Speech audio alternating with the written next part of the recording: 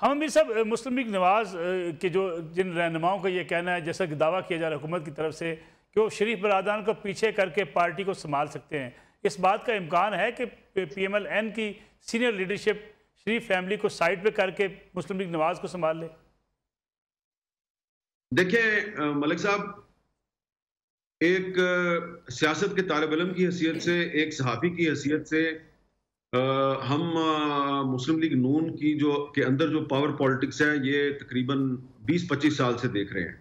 ठीक है। अब पिछले 2-3 साल में ये जो पावर पॉलिटिक्स है इसने कुछ मुख्तलिफ शक्लें इख्तियार कर ली हैं और ये बात जो है ये बिल्कुल दुरुस्त है कि ये पावर पॉलिटिक्स जो है ये इस वक्त भी जारी है मुस्लिम लीग नून के अंदर और कम से कम 2 या 3 लोग ऐसे हैं जिनका ये ख्याल है कि जी अब अगर इमरान खान साहब मंजर से हटते हैं और नया इलेक्शन होता है तो उसके बाद भी किसी भी तरीके से नवाज शरीफ या शहबाज शरीफ या उनके खानदान के लोग जो हैं वो हुकूमत में नहीं आ सकेंगे, लिहाजा वो अपने आप को बतौर एक उम्मीदवार के उन्होंने लॉन्च किया हुआ है।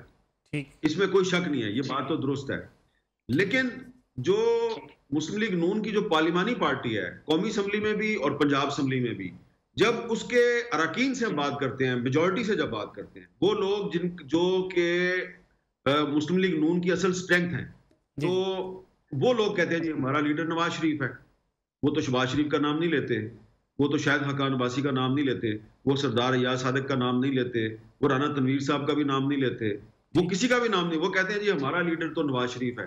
तो ये एक प्रॉब्लम है। तो जो लोग इस वक्त अपने आप को जिन्होंने लॉन्च किया हुआ है, जो मुस्लिम लीग नून के अंदर जिन्होंने अपने आप को उम्मीदवार बनाया हुआ है, उनको पहले पार्टी को एतमाद में लेना पड़ेगा। मैं बता रहा हूं आपको, पार्टी उनके साथ नहीं है। अभी 3 दिन पहले की बात है, 3 दिन पहले की बात है कि ये जो मैंने नाम लिए हैं ये सारे लोग एक जगह पे मौजूद थे और वहां पे मुस्लिम लीग नून के MNAs की एक बड़ी तादाद भी मौजूद थी।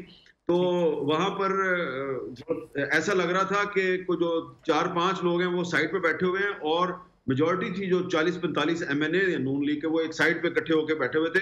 जगह कम हो गई थी लेकिन वो सारे उधर ही घुस रहे थे। तो मैंने वहां पे उनको कहा कि मैंने कहा जी ये पंजाबी में मैं कहा लंदन ग्रुप पे जिदी अक्सरियत है या दूसरा मुफाहमत ग्रुप पे जड़ा जिदी अकलियत है।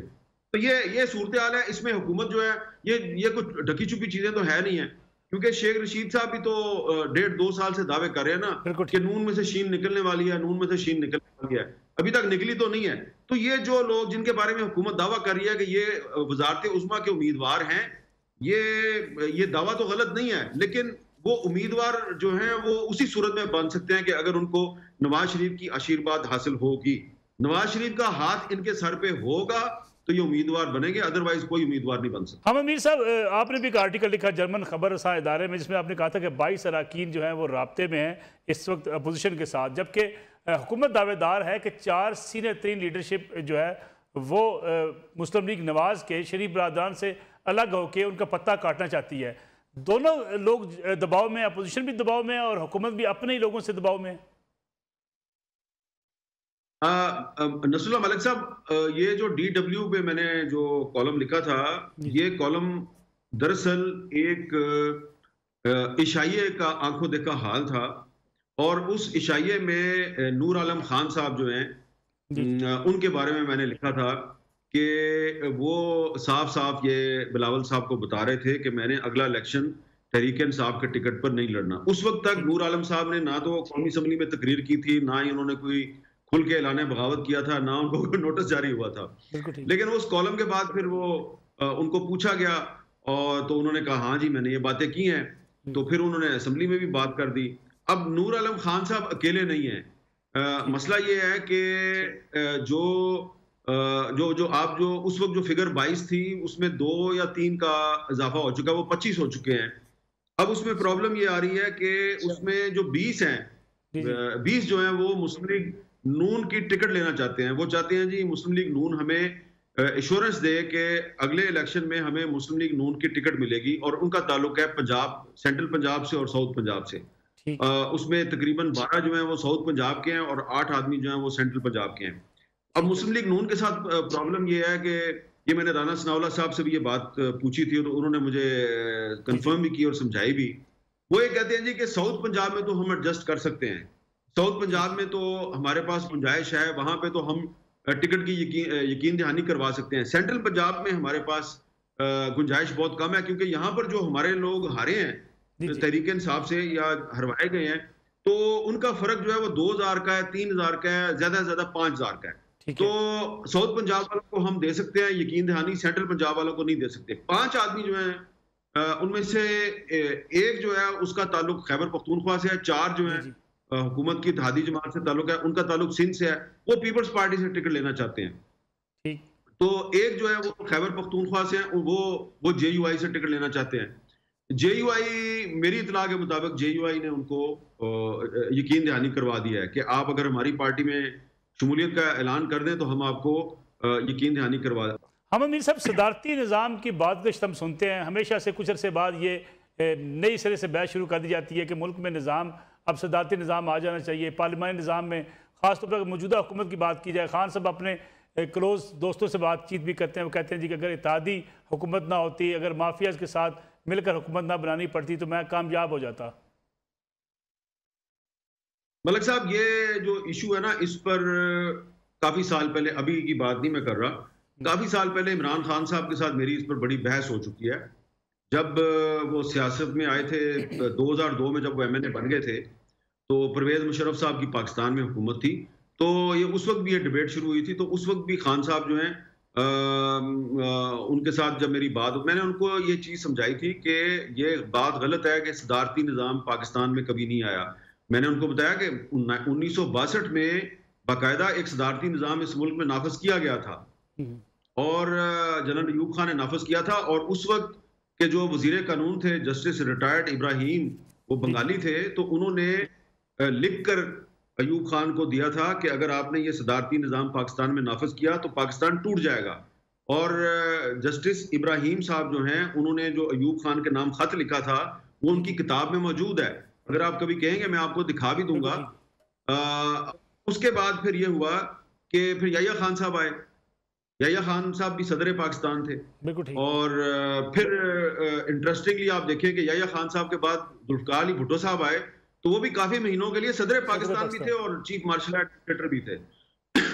उसके बाद फिर जनरल ज़ियाउल हक साहब, वो भी सदर पाकिस्तान थे। फिर परवेज मुशर्रफ साहब आए, वो भी सदर पाकिस्तान थे। तो ये सदारती निज़ाम जो है, ये तो कितनी दफा पाकिस्तान में आजमाया जा चुका है, फौजी सदर की वर्दी में भी आजमाया जा चुका है और शेरवानी में भी आजमाया जा चुका है।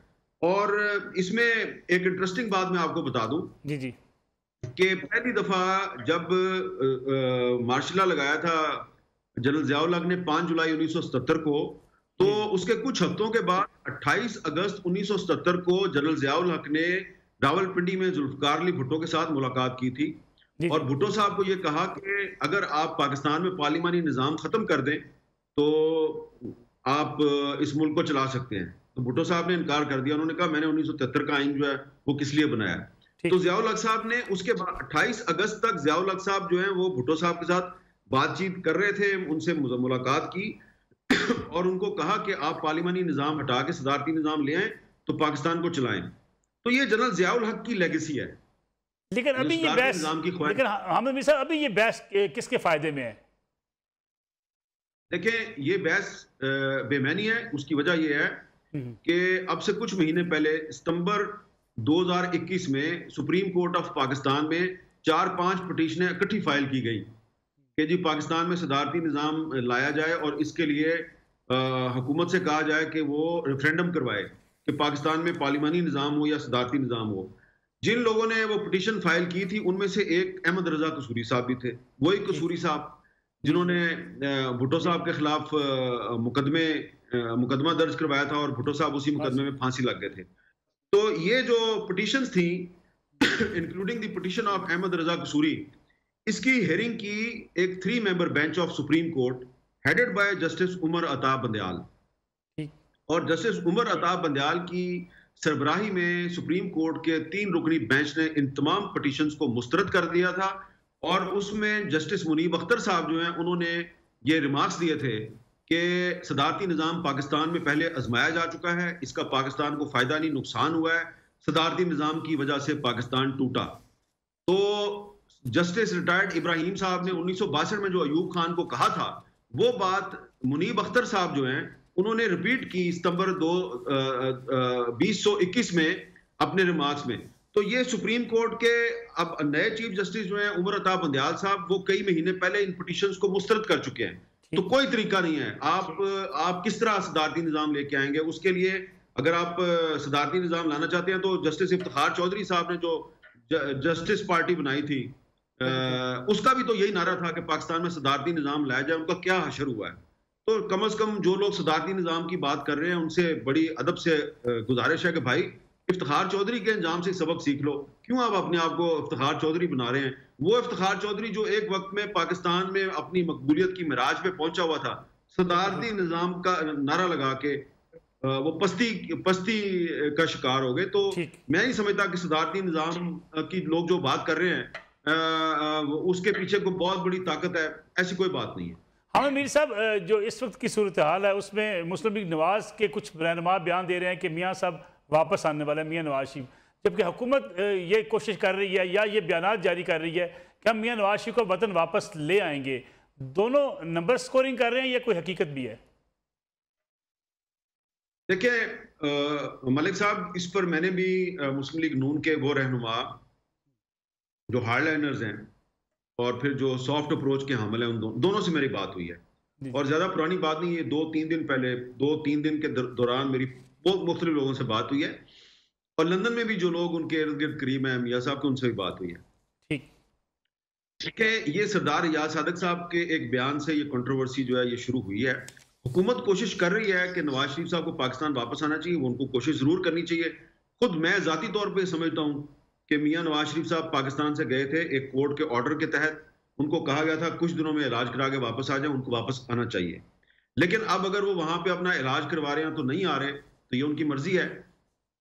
लेकिन मैं नहीं समझता कि वो फौरी तौर पे पाकिस्तान वापस आना चाहते हैं। और उनकी पार्टी के जो लीडर हैं उनकी बड़ी अक्सरियत भी चाहती है कि वो फौरी तौर पे वापस ना आए, इसलिए कि उनका एक ख्याल है कि नवाज शरीफ साहब जो है लंदन में रह के हमारी पार्टी के लिए ज्यादा वो कारगर और ज्यादा मौसर साबित हो सकते हैं। हाँ, अगर किसी तरीके से उनकी जो नाअहली है वो खत्म हो जाए और उनको जो सजा दी गई है वो खत्म हो जाए, फिर वो पाकिस्तान वापस आ सकते हैं और उनको आना भी चाहिए।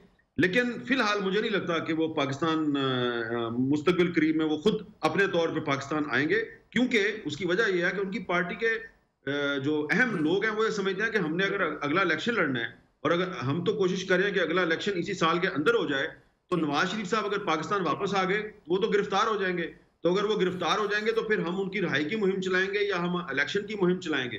तो इसलिए मैं समझता हूं कि जो लोग ये दावे कर रहे हैं कि नवाज शरीफ साहब फौरी तौर पे पाकिस्तान वापस आने वाले हैं, मैं उनसे इत्तेफाक नहीं करता।